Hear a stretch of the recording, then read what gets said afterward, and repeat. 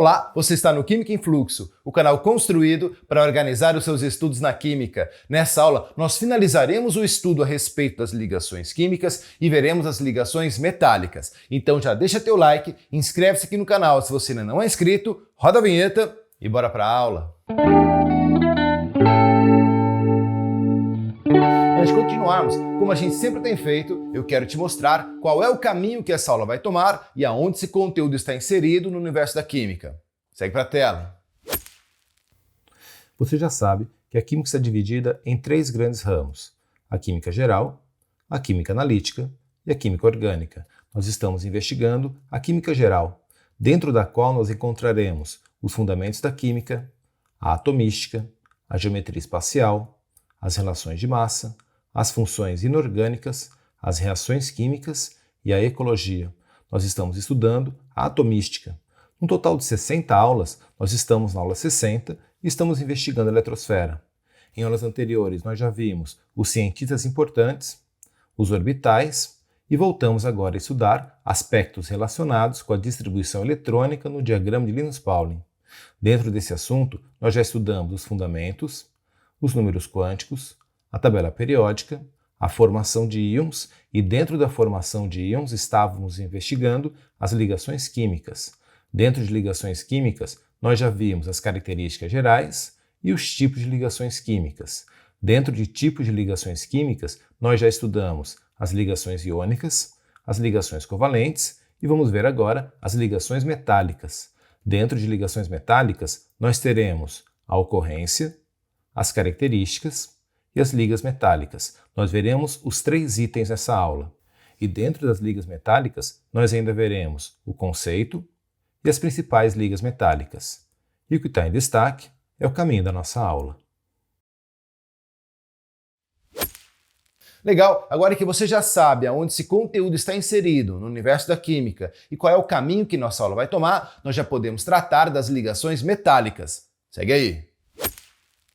Eu já deixei aqui na tela a estrutura daquilo que a gente já estudou em relação às ligações químicas. Nós já vimos as características gerais, estamos investigando agora os tipos de ligações químicas. Nós já vimos em aulas anteriores as ligações iônicas e as ligações covalentes.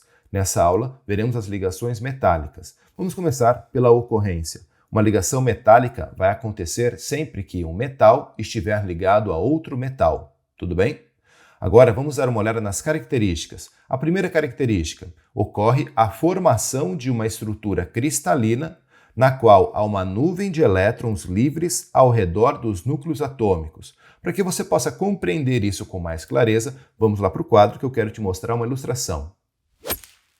Eu coloquei aqui no quadro a ilustração da ligação metálica para que isso fique um pouco mais claro na sua cabeça. Vem comigo. Eu vou usar como exemplo o cálcio, que tem 20 prótons. Eu fiz a distribuição eletrônica e percebo que na camada de valência desse átomo tem 2 elétrons, ou seja, o cálcio é da família dos metais alcalinos terrosos, grupo 2A. Ele precisa perder esses 2 elétrons da camada de valência para ficar quimicamente estável. Tudo bem? Entretanto, se existir uma amostra de cálcio puro, na qual só existem átomos de cálcio, com 2 elétrons cada átomo, esses elétrons não podem ser perdidos para o além. Então, na ligação metálica, os núcleos de átomos metálicos vão se aproximar e vão permitir que os elétrons da camada de valência fiquem livres para circular por toda a amostra. E é isso que vai permitir que os metais conduzam bem a eletricidade no estado sólido. Tudo bem? Agora que você já compreendeu um pouco melhor a ligação metálica, volta para o slide para a gente continuar investigando as outras características. Segue aí. Agora que você já entendeu a estrutura da ligação metálica, na qual os núcleos atômicos estão próximos o suficiente para que exista uma nuvem de elétrons livres ao seu redor, vamos continuar com as características. A segunda característica é que a ligação metálica confere à substância uma densidade superior em relação às demais formas de ligação química. Isso quer dizer que os compostos metálicos são mais densos que os compostos iônicos e covalentes.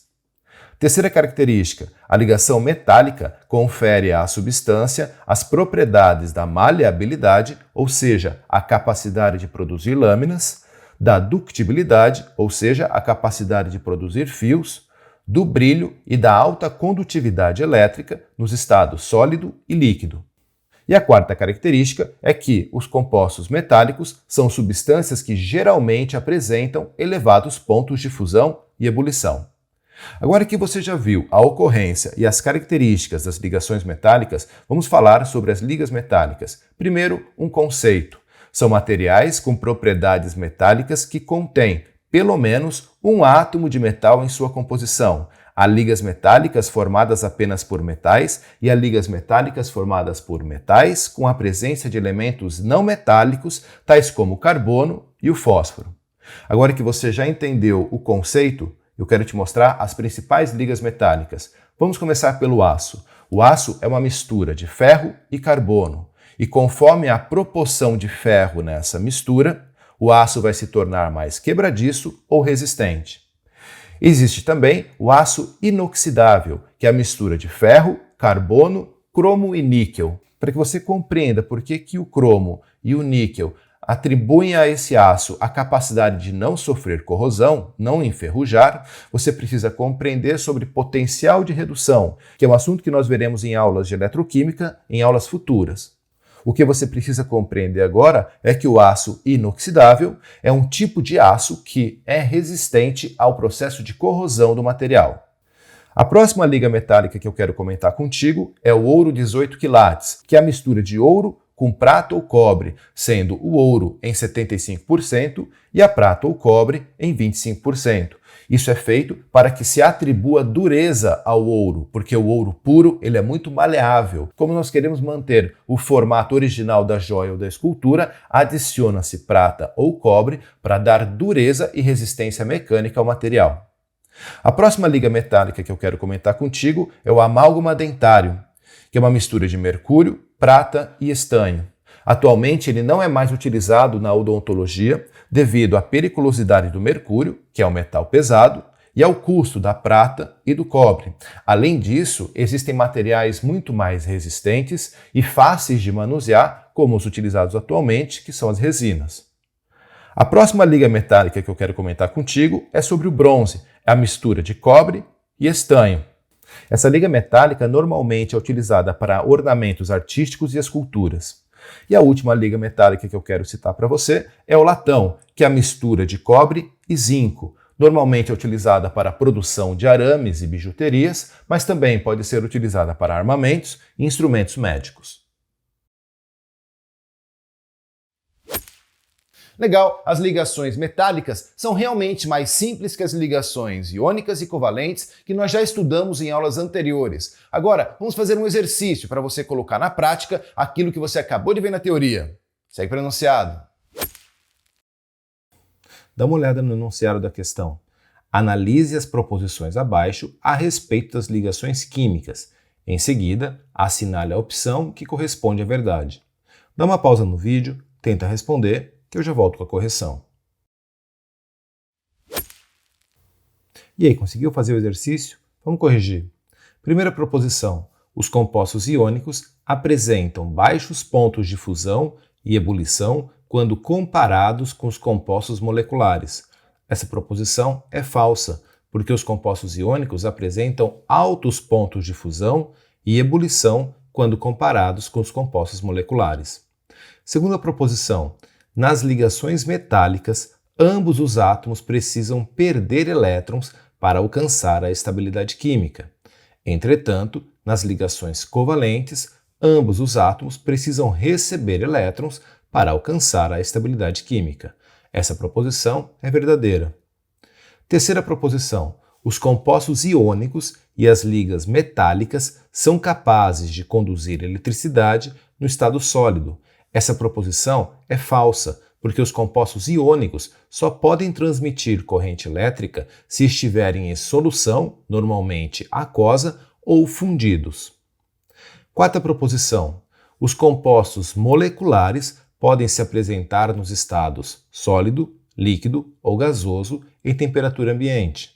Entretanto, os compostos iônicos só podem se apresentar nos estados sólido e líquido em temperatura ambiente. Essa proposição é falsa, porque os compostos iônicos são sempre sólidos em temperatura ambiente. Quinta proposição: as ligas metálicas são substâncias geralmente formadas pela união de dois ou mais metais.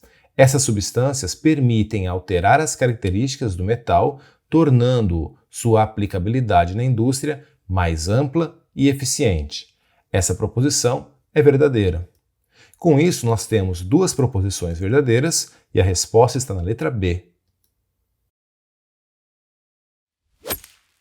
Muito bom! Com essa aula nós finalizamos o estudo a respeito das ligações químicas. Se você ficou com alguma dúvida e quer fazer uma pergunta, deixa ela aqui nos comentários que eu vou ler e vou te responder. Na próxima aula nós vamos fazer mais uma aula de revisão para resolvermos exercícios relacionados com as ligações químicas, tanto as iônicas como as covalentes e também as metálicas. Não perca! E se você gostou dessa aula, não esquece de deixar teu like. Isso me incentiva a continuar produzindo conteúdo de qualidade para você, ajuda a fazer o canal crescer e indica ao YouTube que esse assunto é relevante. Se você ainda não é inscrito, considere se inscrever e também compartilhe esse vídeo com seus amigos. É isso aí, um forte abraço e até a próxima aula. Tchau!